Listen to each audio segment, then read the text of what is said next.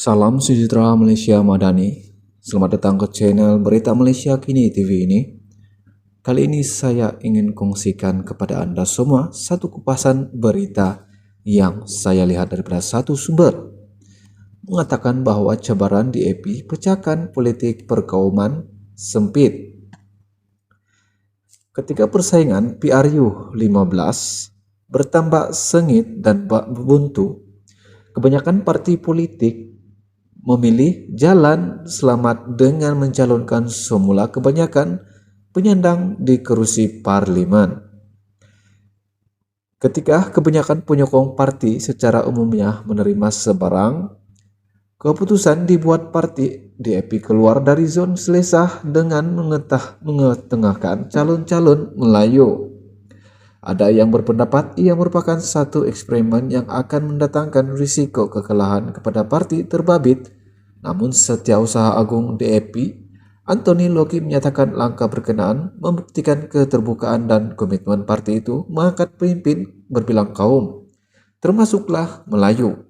Kata Loki, sama ada DAP meletakkan seorang atau ramai calon Melayu pun, pihak lawan tetap akan memainkan statement perkauman dengan memburukan parti berkenaan.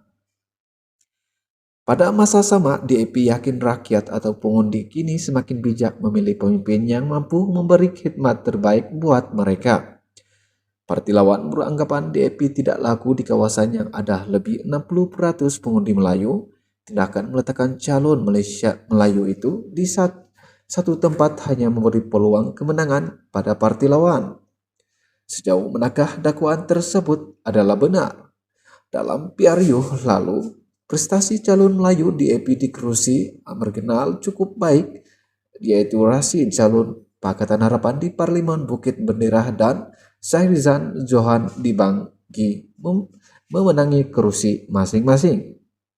Ia membuktikan sokongan pengundi di kerusi marginal kepada PH Kuku meskipun DAP menukar calon ahli parlemennya terdahulu dengan calon Melayu.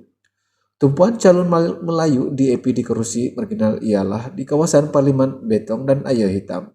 Kedua-dua kerusi itu berstatus white karena DAP menawarkan calon Melayu DAP untuk menguasai kubu kuat pemimpin kanan MCA. Di Betong, Yong Supirah Osman berdepan dengan bekas Presiden MCA yaitu Liu Tiong Lai selain dan bekas wakil rakyat DAP pada 2018 yang bertanding sebagai calon bebas, Wong Tek. Persaingan itu bukan mudah. Pakatan Harapan perlu mempertahankan kemenangan di Betong yang merupakan kemenangan mereka buat kali pertama pada PRU 15. Di sebalik ketidaktentuan itu, Yong berjaya mempertahankan kursi Betong untuk Pakatan Harapan walaupun dengan majoriti undi kecil. Tugasnya yang cemerlang sebagai adun ketari selama satu penggal sebelum ini beri kelebihan untuk menarik sokongan pengundi Betong. Sementara itu, Ayah Hitam misi DAP untuk memenangi kerusi tersebut agak tinggi, memandangkan penyandang Wika Siong memenangi dengan majoriti hanya 303 undi pada 2018. Namun majoriti pengundi masih mengekalkan Wi sebagai ahli parlemen Ayah Hitam. Sheikh Omar bukan calon Melayu pertama yang tewas di Ayah Hitam. Sebelum ini, Wi mengetepikan Zamri Mat Eksid dan Husin Sejak yang mewakili PAS masing-masing pada PRU 11 dan PRU 12. Setiausaha ataupun situasi calon DAP di Betong dan Ayah Hitam ini agak menarik. Kemenangan PH di Betong boleh diketengahkan karena ia dianggap kubu kuat MCA dan ada ramai pengundi Cina di situ. Namun mereka mempunyai keyakinan untuk membiarkan undi kepada Yong Sufura. Pengundi Ayah Hitam pula mengekalkan ahli parlemen MCA BN meskipun ia merupakan kerusi parlemen yang mempunyai 57% pengundi Melayu. Kedua-dua situasi tersebut menunjukkan keterbukaan pengundi Cina dan Melayu yang boleh menerima pemimpin daripada kaum yang berbeza. Sementara itu, calon Melayu DAP yang bertanding pertama kali di kawasan memiliki lebih 70% pengundi Melayu seperti Gerik, Jerai, Puntian dan juga Mersing tetap tidak hilang deposit walaupun dalam situasi pertemuan lebih 3 penjuru dan ledakan gelombang hijau yang menjejaskan PH. Berdasarkan keputusan PRN Johor pada Maret lalu, calon Melayu DAP di Pontian dan Mersing akan tewas dan hilang deposit. Namun perkara tersebut tidak berlaku. Calon Melayu DAP di Mersing, Zulaika Zaid dan Sazwan Zainal di Pontian berjaya menarik sokongan pengundi dan memastikan PH tidak hilang uang deposit seperti PRN Johor.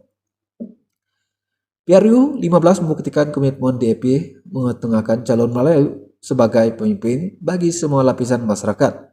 Pun begitu, dari sudut yang berbeda, perjalanan DAP masih lagi panjang dan berliku. Pendekatan realistik seperti mengubah sudut pandang parti tersebut politik Melayu yang bertambah kompleks dan dipenuhi kerencaman politik identiti wajar dipertimbangkan supaya calon diketengahkan nanti mudah menyantun pengundi di kawasan majoriti Melayu. Politik Melayu bukan bergelar pada isu sekitar sejumlah peruntukan disalurkan wakil rakyat DAP ataupun PH kepada institusi Melayu dan Islam, bukan juga sekadar program memberi bantuan kebajikan semata-mata. Ia adalah soal komitmen DAP menyantun pengundi Melayu dalam menguruskan periuk nasi yang kian mencabar. Bagi pengundi Melayu yang kian terbuka pada hari ini pula, mereka wajar menilai DAP dari segi prestasi dan kesungguhan parti dalam menyantun rakyat. Pendekatan ini lebih berbaloi berbanding menerima bulat-bulat saja yang dikatakan pemimpin politik. Jika DAP sentiasa komited menyantui pengundi Melayu dengan pendekatan baru, sudah pasti ia akan meningkatkan keyakinan pengundi memilih DAP sebagai parti kerajaan. Jika tidak, DAP akan berhadapan dengan cabaran lebih besar untuk meyakinkan pengundi yang kian pelbagai dan kompleksi pada masa akan datang. Soalannya, apakah DAP mampu menampakkan baik usaha mengetengahkan calon Melayu khususnya dalam 6 PRN tidak lama lagi. Tuan-tuan dan puan-puan semua, demikian saja perkongsian berita ringkas yang saya kupas kepada Anda semua kali ini. Jangan lupa like, share, dan komen video ini dan subscribe channel ini supaya Anda tidak akan ketinggalan berita-berita terkini yang saya akan kongsikan kepada Anda semua dari semasa ke semasa. Jadi terima kasih sekali lagi kepada Anda yang sudah menonton video ini dan sudah subscribe channel ini. Sekian dan terima kasih, kita jumpa lagi.